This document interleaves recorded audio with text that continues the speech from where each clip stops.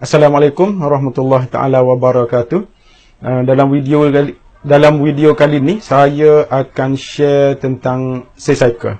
Okey, sebab saya dah review beberapa bisnes, dia orang susah nak buat sale dan saya perhati dia punya persamaan adalah dia orang tak faham tentang sales cycle. So saya rasa siapa yang buat bisnes wajib tahu tentang sales cycle. Okey. So sales cycle ni secara mudah dia saya bahagi sales cycle ni kepada 3 bahagian, iaitu sebelum, dan ni semasa, ni selepas. Okey. Sales cycle ni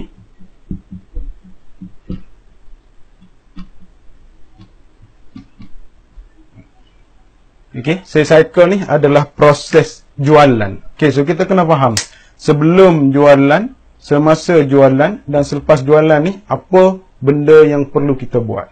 Okey. So kebanyakan orang ni dia belajar tentang ilmu tu, ilmu ni apa semua, tapi bila dia tak faham, dia tak tahu kedudukan benda yang dia belajar tu bahagian mana. Okey. So sebelum ni, contoh kita duk belajar FBX,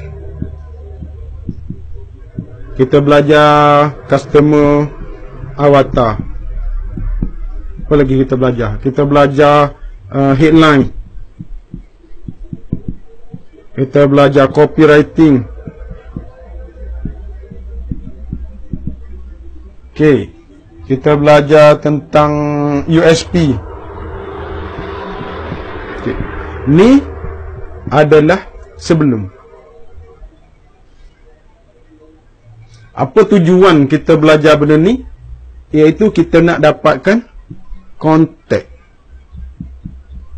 Kita nak dapatkan kontak. Ni sebelum. Okay.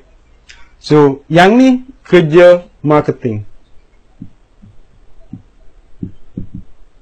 Macam mana nak dapatkan kontak. So ni yang benda-benda yang kita kena belajar. FB ad, customer avatar, headline, USP. Okey. Ramai orang duk kejar belajar benda ni. Tapi selepas dapat kontak, apa proses yang perlu kita buat? Okey, nak dapatkan kontak ni, proses dia kita panggil prospecting. Prospecting.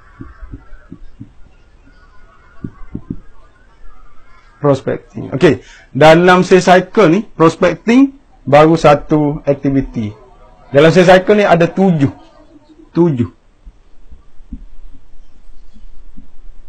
Baru prospecting. Ada 7. 1, 2, 3, 4, 5, 6, 7. 7 lagi aktiviti yang kita perlu buat. Dan 5 berada kat sini. 1 ada kat sini. Ni sales cycle. Okay. So lepas kita dapat kontak, apa benda yang kita perlu buat masa dapat kontak? Okay. So ada 5 kita punya step untuk sales cycle. Yang pertama iaitu approach. Okay. Prospecting adalah untuk dapatkan kontak. Ni kerja marketing. Semasa untuk buat sale. Okay, semasa ni untuk buat sale, untuk close deal, untuk buat jualan. So, apa step yang perlu kita buat untuk buat jualan? Ni ada step dia. Okay. Pertama, approach. Yang kedua, fact finding.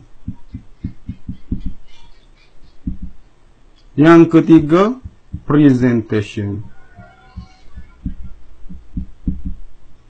Yang keempat, handling objection. Yang kelima, closing. Okay. So, ni step untuk kita buat sale. Ni step untuk kita dapat kontak. Okay. Approach ni macam mana kita nak mendekati prospek. ataupun macam mana kita nak ice breaking, ataupun kita nak build rapport dengan prospek. Okey, tu kerja approach. Fact finding ni kita nak cari seberapa maklumat tentang prospek. Okey, so tujuan fact finding ni kita ada 4. Pertama, kita nak tahu dia punya masalah. Kat fact finding ni kita nak tahu apa masalah prospek. Okey, ramai orang dia terus nak cerita pasal produk. Okey, bila dia dapat contact number, terus nak cerita pasal produk. Terus lompat kepada presentation. Ni sebab tak boleh nak close. Sebab benda yang kita nak propose kat prospek tu tak kena dengan dia punya problem. Okey, so kita kena tahu dia punya problem kat sini. Dah tahu dia punya problem, langkah kedua adalah kita nak biar dia nampak worst case scenario. Dia kena nampak apa kesan terburuk kalau dia tak selesaikan dia punya masalah. Sebab kadang-kadang prospek ni dia ada masalah tapi dia tak tahu, ataupun masalah dia tu masalah yang biasa-biasa, belum melarat lagi. Okey, so dia tak nampak kesan kalau dia tak settle dalam bulan ni, ataupun mungkin kesan tu 5 tahun akan datang ataupun 10 tahun akan datang. Okey, so tugas kita untuk bagi tahu prospek. Okey, dan yang ketiga, dalam fact finding ni juga kita nak prospek akan nampak apa solution yang kita boleh bagi, ataupun kita nak match kita punya produk dengan dia punya problem, dengan dia punya masalah ni. Okay, so ni solution. Okay, kita nak match kita punya produk, macam mana produk kita boleh selesaikan masalah dia. Dan yang keempat pada saya ni yang paling penting. Okay, ni yang paling penting, iaitu interest. Dalam tempat part fact finding ni, yang paling penting kita nak naikkan dia punya minat. Okay, panggilan pukau ni kita fokus kat semasa. Lepas dapat kontak, macam mana kita nak approach dia, kita nak fact finding. Kemudian bila kita fact finding, kita akan jumpa dia punya masalah, kita tahu dia punya worst case scenario, apa solution, dan yang paling penting adalah nak naikkan minat. Okay, key dalam panggilan pukau adalah naikkan minat prospek. Sebab bila dah minat, benda lain dia akan jadi mudah. Sebab tu pada saya fact finding adalah part yang paling penting dalam sales cycle. Okay, kemudian bila orang dah minat ni, kita tak perlu nak cerita panjang, sebab dia dah minat. Okay, so bila dah dia minat, macam saya, bila saya buat jualan, okay, sales cycle dia macam ni.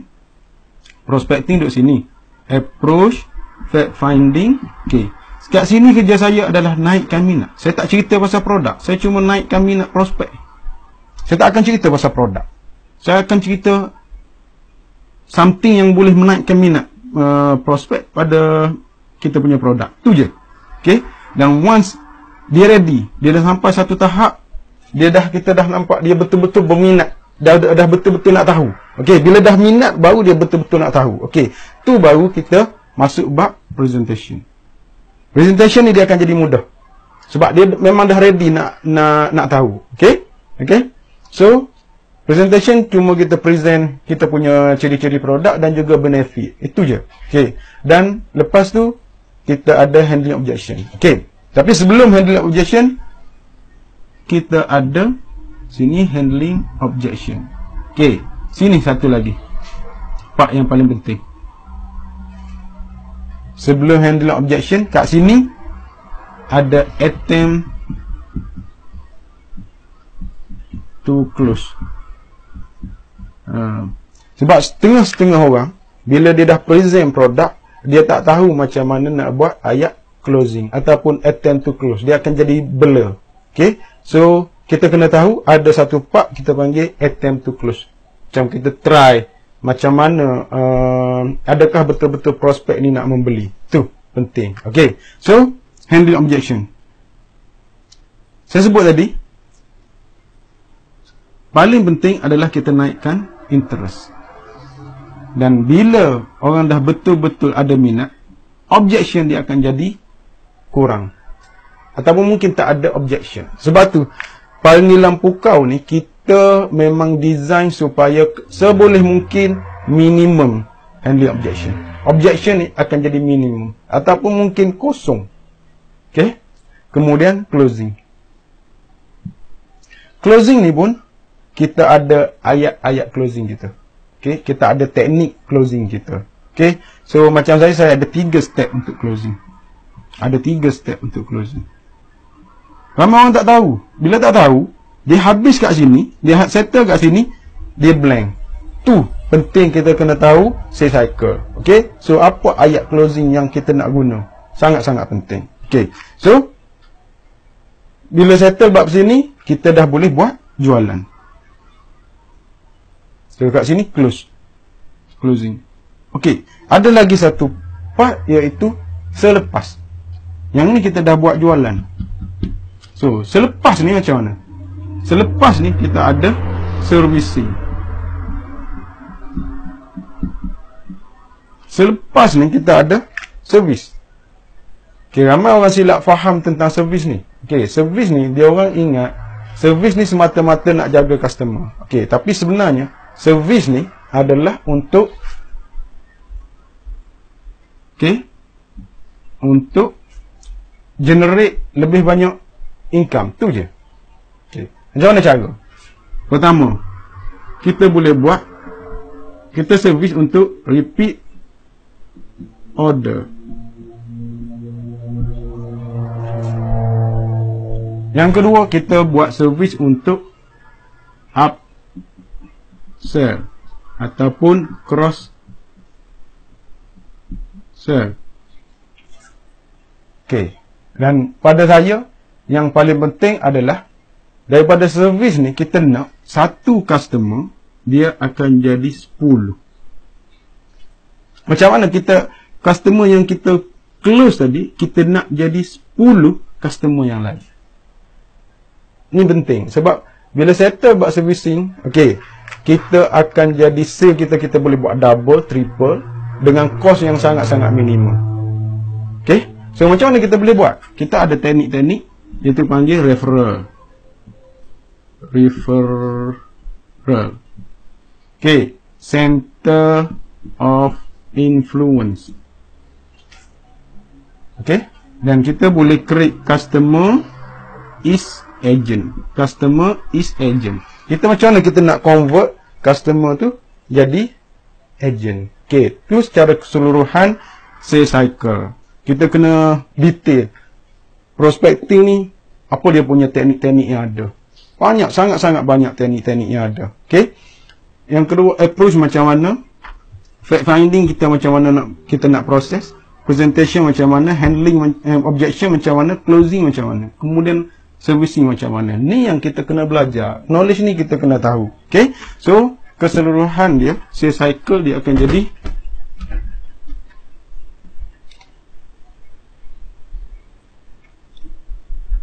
secara keseluruhan sales cycle akan jadi prospecting, kemudian approach, kemudian fact finding, kemudian presentation, handling objection, closing, servicing.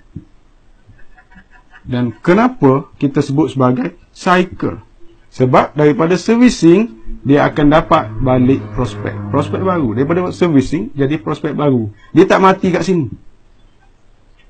Sebab tu flow dia bukan straight ni proses. Okey, prospecting, approach, mati kat servicing. Tak, dia cycle.